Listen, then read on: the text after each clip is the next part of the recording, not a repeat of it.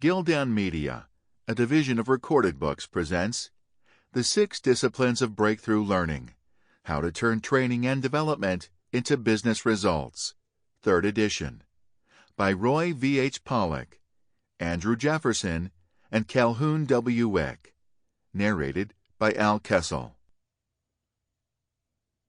Forward. Conrado Schlohauer, Principal, Afero Lab, Sao Paulo, Brazil. I remember vividly the first time I heard about the 6 Ds. It was during a congress in Florida. Jane Johnson, the then Director, Leadership Education for GE Global Learning, Crotonville, was speaking. She was explaining how her company was really connecting corporate learning to business results. She mentioned the 6 disciplines of breakthrough learning several times during her presentation. That was early in April of 2010. If you are a geeky early adopter like me, that date will mean something to you. The first iPad had just been released, and I had managed to obtain one. I became so curious about the 6 disciplines that I bought the book during Jane's speech, testing my new device at the same time. I started reading it immediately after her presentation. I realized that I had finally found a method that reflects exactly what I believe about the right role of learning and development in the corporate world, one that agreed with my more than 20 years of experience in the field as a partner in Latin America's largest training company. I used all my free time during the breaks, at night, and on my flight back to Brazil reading, rereading, and taking notes. As soon as I arrived back in my office, I did 2 things. The first was to buy copies of the book for my team, tell them to read it, and start organizing small working sessions to plan how we would integrate the 6 disciplines into our work with our clients. The second one was to call the authors and start a conversation.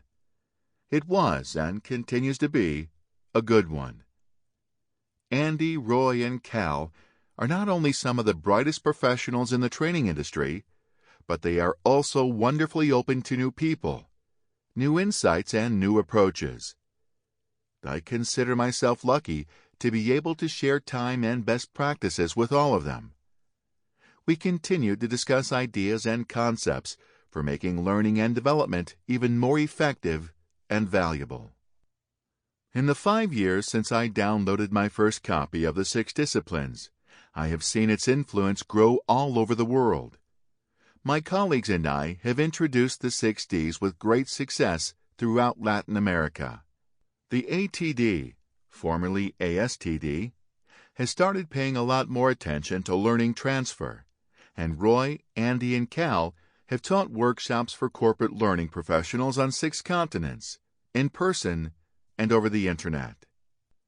This new edition of the 6 disciplines illustrates how the method continues to mature and evolve. The authors are practitioners as well as scholars. They listen to and work with real training people during their workshops, speeches, webinars, and consulting. The 3rd edition incorporates new research insights as well as the best ideas and approaches that they have discussed with clients and students. It also reflects the learnings from the 40-some case studies in the excellent Field Guide to the 6 Ds, published in 2014. I am confident that this 3rd edition of the 6 disciplines will help us, as adult learning professionals, be even more proficient at a time when our field is being challenged as never before in the business world.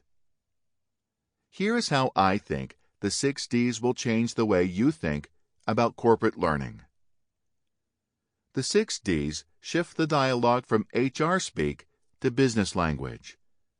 When you start learning a project by structuring an outcomes planning wheel with D1, define the business outcomes in mind, it is almost impossible to go back to our former dialect, in which the logistics of training were more important than the business needs.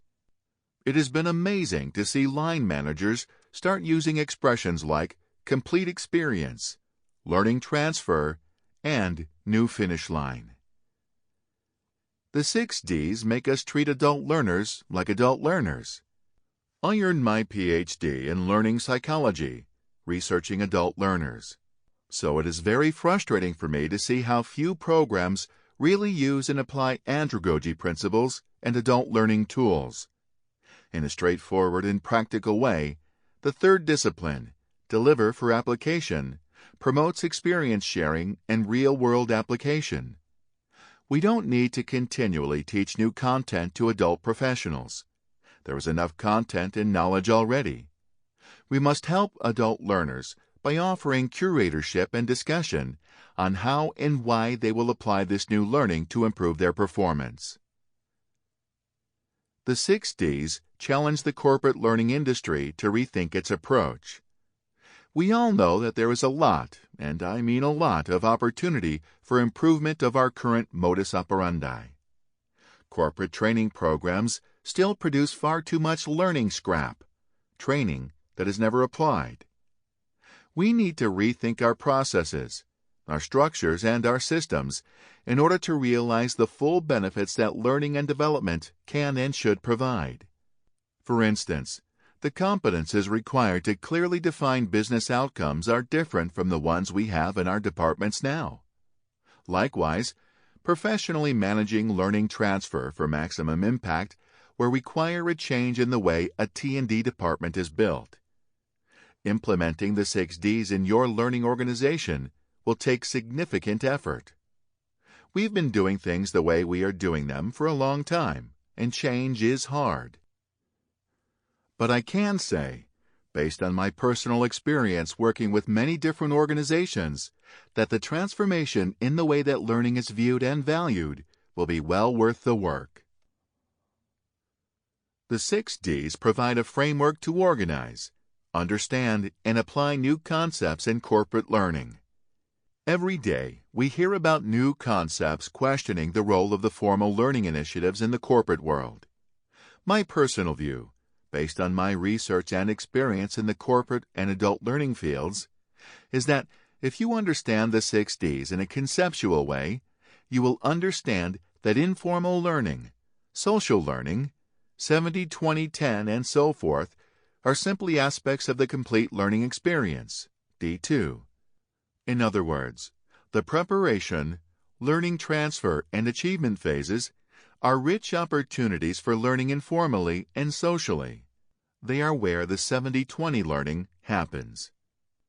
When I speak about the 6 disciplines, I always like to point out the simplicity and generosity of the model that Andy, Roy, and Cal have offered to the corporate learning field. Simple, because I have often heard them say, the 6 Ds are common sense, even though they are not common practice. They didn't try to reinvent the wheel, and they didn't overcomplicate it. Yet the approach is still rich in both depth and novelty. This 3rd edition includes many recently released books and research studies. Indeed, the references include an excellent list of important reads for any corporate learning professional.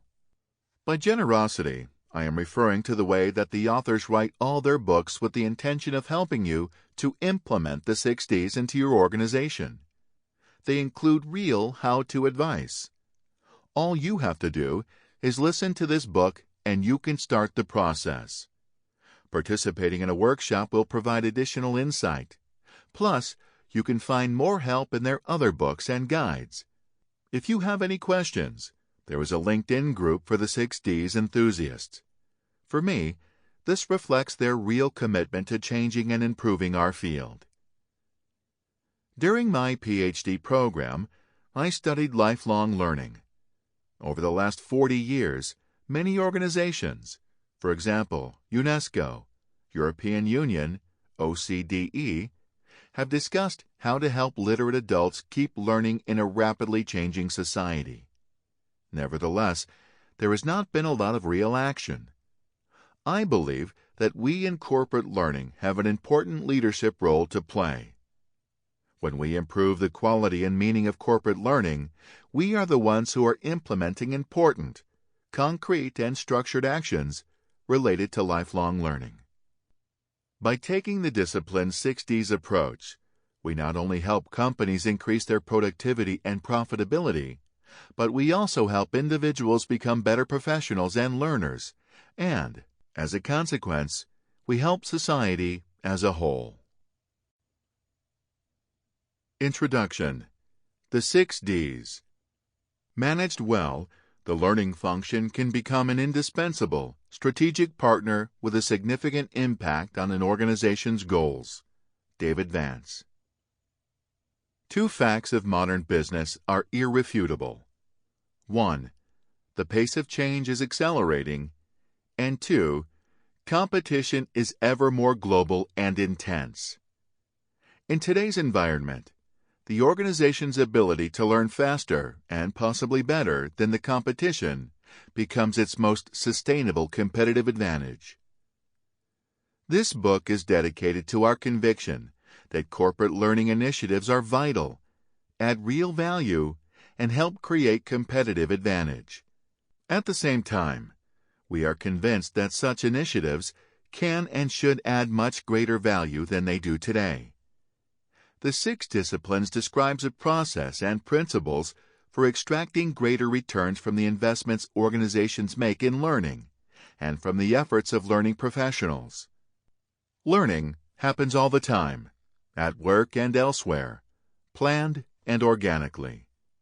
Corporate training departments exist to help ensure that employees learn mission-critical skills at the right time and place so that the organization achieves its objectives. Indeed, the only reason learning functions exist is to drive business outcomes. Unfortunately, relatively few corporate learning functions achieve David Vance's vision of indispensable, strategic partnership with a significant impact. To the contrary, numerous studies suggest that training and development is not highly valued by business managers. A survey conducted by the Corporate Leadership Council of the Executive Board, for example, found that more than 50% of line managers believe that shutting down the L&D function would have no impact on employee performance. Clearly, something is amiss between learning's potential and its current perception.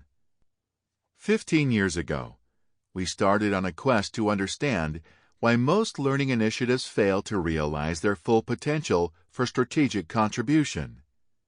Our goal was to develop methods and tools that would allow them to do so. Since then, we have worked with hundreds of organizations, large and small, in many industries around the world. We have been part of breakthrough learning initiatives that delivered results of undeniable value and that helped propel their organizations to a higher level of performance. Unfortunately, we have also observed many well-intentioned training initiatives flounder, producing little in the way of meaningful results. When we compared the differences between these 2 extremes, we discovered that there is no magic bullet, no one simple fix that transforms corporate learning from a peripheral function into a strategic imperative. We discovered instead that effective learning initiatives are the result of a disciplined and systematic process executed with passion, excellence, and a commitment to continuous improvement. We distilled the practices that drive high-impact learning into 6 disciplines, which we described in the 6 Disciplines of Breakthrough Learning, and updated in a second edition 4 years later. We chose a name that started with a D for each discipline to make them easier to remember and apply. They have subsequently become known as the 6 Ds. Many organizations throughout the world have adopted the 6 disciplines as the organizing principles for their training and development efforts. The 6 Ds have proven to be a powerful and enduring approach to defining, designing, delivering, and assessing corporate learning. This 3rd edition of the 6 Disciplines of Breakthrough Learning has been extensively revised to incorporate new insights, research, and best practices. It includes the checklists we developed for the 6 Ds workshops and the field guide to the 6 Ds. We have added practical application tips throughout the text to help you translate research and theory into practice. A word about terminology. We need to say a bit at this point about terminology. This book is about optimizing the planned learning that organizations, typically companies, provide for their employees. The 6 Ds principles, however, also apply to not-for-profit enterprises and government agencies. For simplicity, we use the term business, company, or corporate to refer to the sponsoring organization and ask the listener to substitute another term if appropriate. A knowledgeable and competent workforce is essential for any organization, whether or not it is expected to produce a profit. Indeed, given the generally more limited resources of not-for-profit organizations, their need for efficiency and effectiveness is even greater. We will often use the word training to refer to an intentional effort to teach people how to do something, since the term is still widely used and understood. Trying to replace every instance of training with learning would have created some awkward and potentially confusing prose. By training, we mean purposeful efforts to teach people how to perform job roles in which the requisite skills are well understood. For example, sales, customer service, supervision, safe work practices, and so forth. Our use of training does not presuppose any particular methodology or technology. We intend it to include the whole spectrum of purposeful learning, from e-learning to classrooms, structured to social, mobile to mentoring. Education, in contrast, we define as preparing people to deal with novel challenges in which the best path forward is unknown and often unknowable in advance.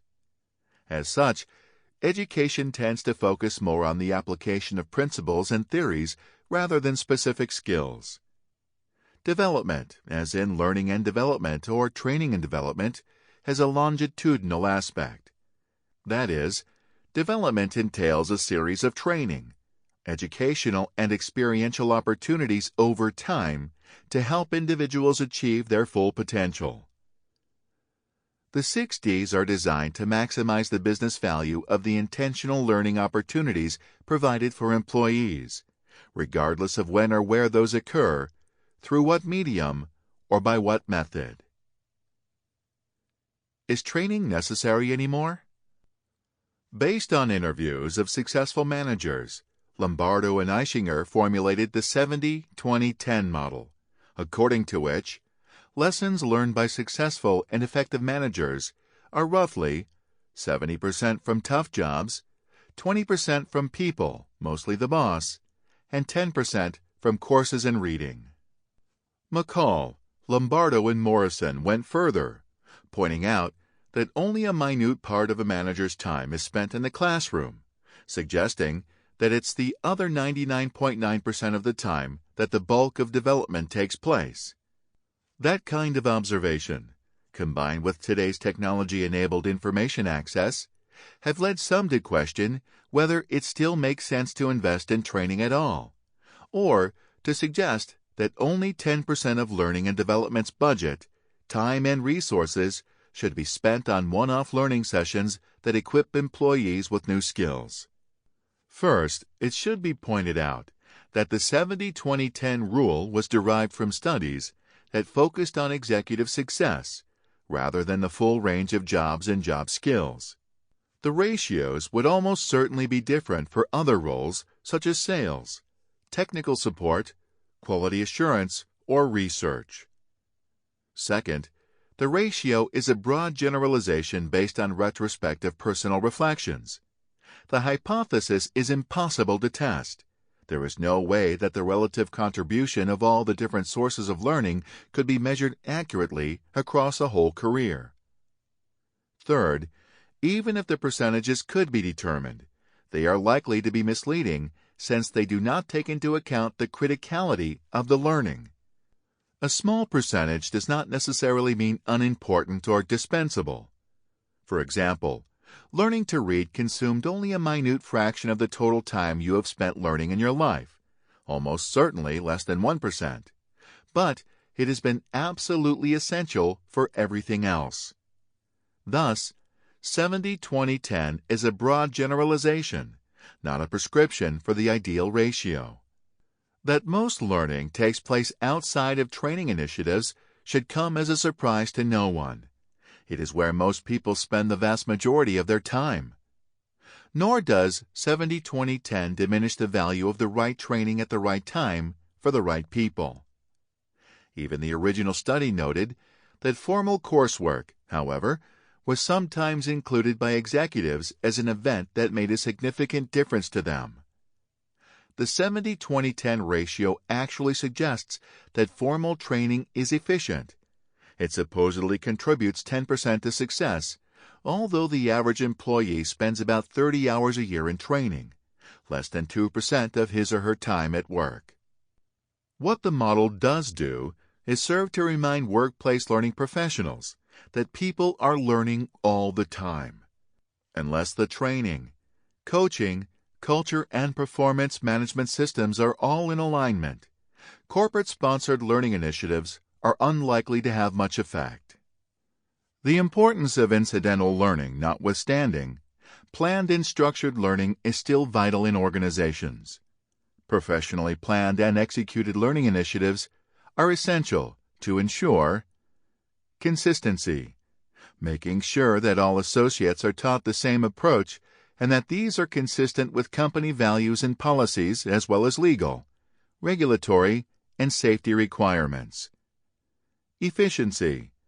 Done well, training groups of employees is more efficient than training each individually or letting them discover everything they need to know on their own. A planned program of learning can be especially important for making new employees productive quickly with company and job-specific knowledge and skills. Quality.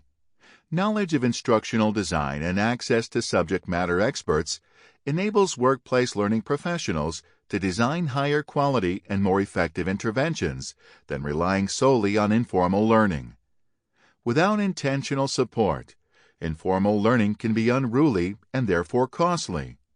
Unconsciously, incompetent people often help others become the same. Awareness. People don't know what they don't know. So even if information is available, they may not know they need it. Salespeople need to learn new products. Operators may be unaware of the dangers of certain actions. Managers may need 360-degree feedback to help them identify blind spots. Companies invest in training and development to improve performance in areas key to their success and competitiveness. The value of a training department, therefore, is determined by the effectiveness and efficiency with which it contributes to better performance, not the number of initiatives, kinds of training it provides, or technology it employs. Workplace learning professionals need to shift their focus from delivering training to delivering improved performance. Fred Harburg said it well. We are not in the business of providing classes, learning tools, or even learning itself. We are in the business of facilitating improved business results. Once workplace learning professionals accept that their mandate is to deliver performance improvement rather than training per se, they embrace a broader spectrum of methods, media, and approaches, which includes not training when the goal can be achieved more effectively in other ways. Case in point, I.1. Training is more important than ever. Vikram Bector is the Chief Talent Officer for Reliance Industries Limited, the largest private sector company in India. He has also served as Chief Talent Officer for Tata Motors, where he helped establish the Tata Motors Academy, and as Chief Learning Officer for Deloitte, India. The need for training has never been greater, Vikram told us, especially in high-growth markets like India, China, and Brazil. Young managers are being buoyed along by the rapidly rising tide of growth. They are often promoted without adequate training or experience for their new roles. In many cases, they don't know what they don't know. That increases their risk of failure, which hurts their careers, the people who work for them, and the organization as a whole. We are also seeing more and more young people coming into the workforce who are not adequately prepared to succeed in business. Although they are often university educated and tech savvy, they are not industry ready. Many lack the background knowledge, work habits, and social skills their employers need. Businesses and universities must work together more closely to ensure that graduates are ready for their first jobs and beyond. It's not just the employees who aren't ready. Many businesses aren't either. They have not kept pace with the changing business climate and economy. Organizations need to look at changing the nature of work, recreate it, and remodel it to suit the needs and learning styles of the next generation. Talented individuals want engaging work and stretch assignments, mentorship, and the ability to learn, grow, and do different things. Too many companies still create mundane and repetitive jobs and then are surprised when their best talent leaves. They need to understand that great talent wants to work for great organizations and clients. Training is a core business function that is vital to the success of the enterprise as a whole. It is not just another HR process. It needs to be closely aligned to the business strategy, and it needs to be managed like a business, with clear objectives, sound processes, and meaningful measures of success. The widespread use of technology and unlimited information available on the Internet is not an adequate substitute for training that teaches people how to lead, manage, satisfy customers, and otherwise perform their jobs. For many jobs, we need to reinstitute more of an apprentice model in which younger employees are observed and mentored on the job by those who have already mastered the discipline. There is really no substitute for such experience. I don't see the need for training decreasing. I am convinced that the most successful companies will be those who use training as a core element of their business strategy and deliver the right training to the right people when they need it. When is training the answer? This book is about maximizing the value of performance improvement efforts that involve learning and development. That is not to say, however, that training is the only path to performance improvement, or necessarily the best path. Indeed, the misuse of training as an improvement strategy wastes significant time, money, and effort, and contributes to the relatively poor perception of training by business leaders. The first question that should be asked about any request for training is whether training is a necessary or appropriate solution. On-the-job performance is influenced by factors at three levels: the worker, the work, and the workplace. All three are themselves influenced by the political and business climate, the world, in which the organization operates. Table I.1. The four levels of factors that impact performance. The worker. Individual's knowledge and skills, capacity, motivation, and expectations. The work. Workflow, processes, and procedures. The workplace. Organization, resources, tools, culture, mission, and values. The world. Political and economic climate, societal values, norms, and culture.